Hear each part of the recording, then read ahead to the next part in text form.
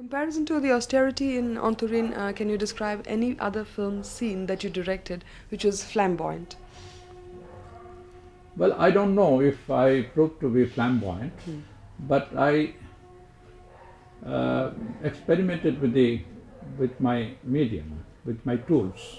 And many people thought that in my earlier films in the 60s and 70s, they thought that I indulge in a sort of gimmickry. So I got so angry at a certain point of time that I thought in the title sequence, I will put my name. Before my name, I said script, direction and gimmicks by Mrinal Sen. Because you never know where the gimmick starts. How to draw the line, I never know. For instance, when Shakespeare in Julius Caesar say, et tu, Brutus. Why did he say in not in English? So would you call it gimmickry? I don't think it is gimmickry, because that is a very important moment when he just says it. It is incredible that Brutus can kill me.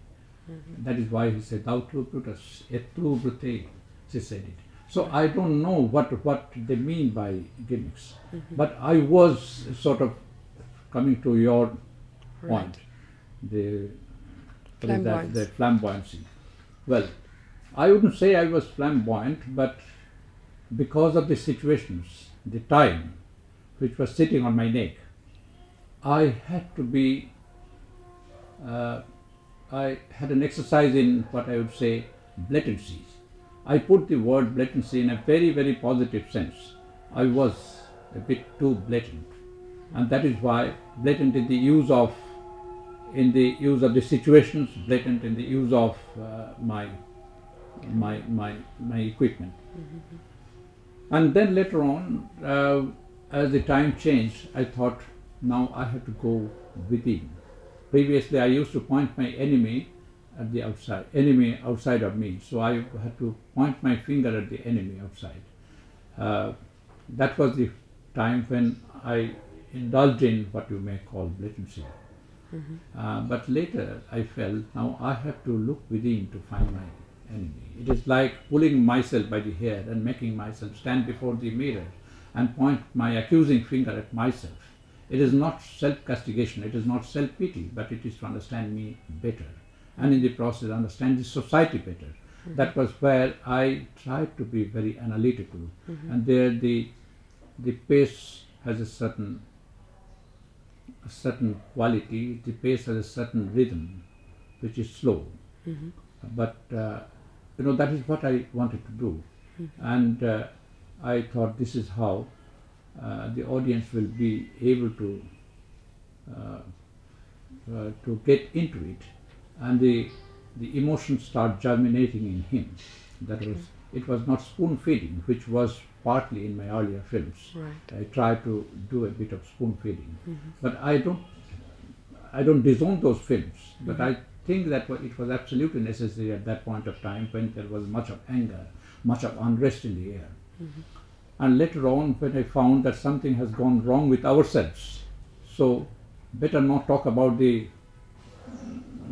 say for instance, the land reform. Let us talk about reforming oneself.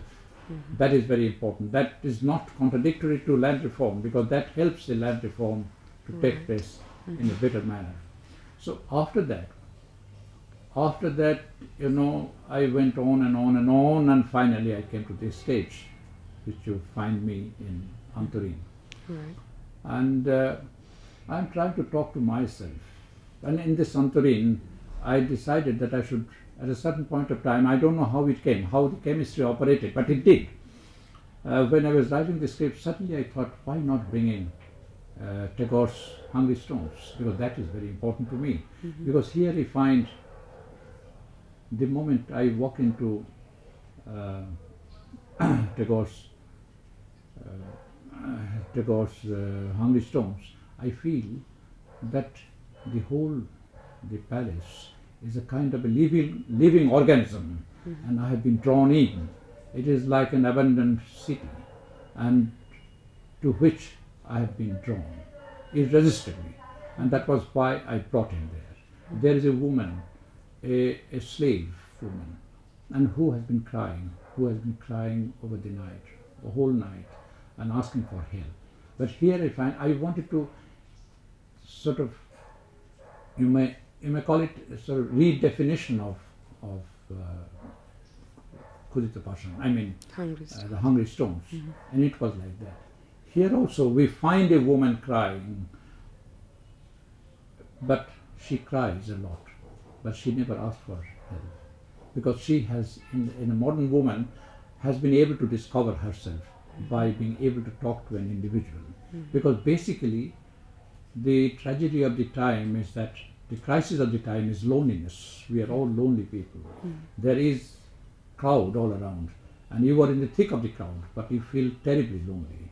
And there only an individual having a link with another individual and finding the